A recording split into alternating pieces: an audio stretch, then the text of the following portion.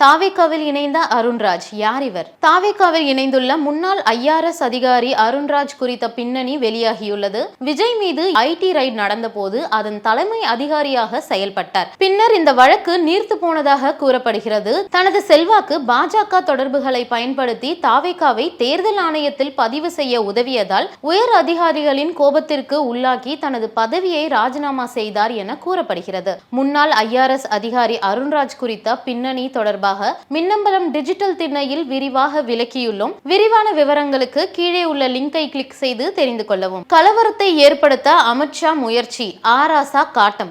தமிழ் என பேசும் அமித்ஷா கீழடி ஆய்வறிக்கையை இதுவரை அங்கீகரிக்காதது ஏன் என ஆராசா கேள்வி எழுப்பியுள்ளார். வரலாற்றில் இல்லாத சரஸ்வதி நாகரிகத்திற்கு மத்திய அரசு ஆயிரக்கணக்கான கோடிகளை ஒதுக்குவதாகவும் பேசாத சமஸ்கிருதம் இல்லாத சரஸ்வதி நாகரிகத்தை வளர்க்க முயற்சிப்பதாகவும் அவர் குற்றம் சாட்டியுள்ளார்.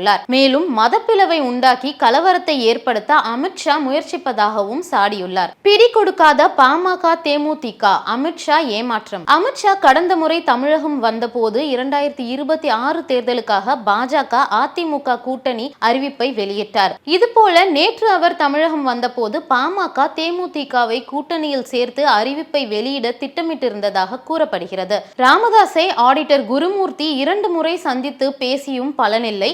இதனால் ஏமாற்றத்துடன் டெல்லிக்கு அவர் திரும்பியதாக தகவல் வெளியாகியுள்ளது.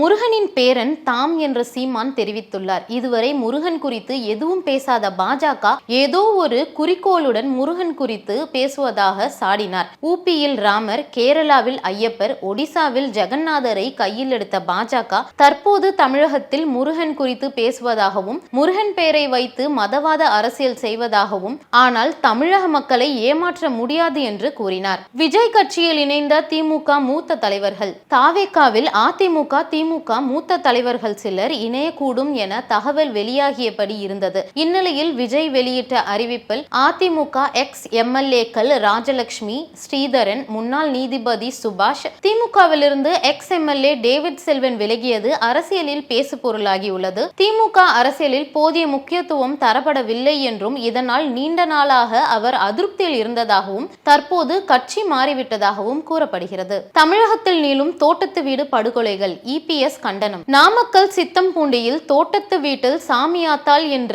மூதாட்டி படுகொலை செய்யப்பட்ட சம்பவத்திற்கு EPS வேதனை தெரிவித்துள்ளார். ஏற்கனவே பல்லடம், சிவகிரி பகுதிகளில் நடந்த படுகொலை சம்பவங்களுக்கு பிறகும் திராவிட மாடல் அரசு இன்னும் திருந்தவில்லையா என சாடியுள்ளார். மேலும் தமிழக மக்கள் ஒவ்வொரு நாளும் பாதுகாப்பாக கடப்பதையே அக்னி பரீட்சையாக ஸ்டாலின் மாற்றிவிட்டதாகவும் விமர்சித்துள்ளார்.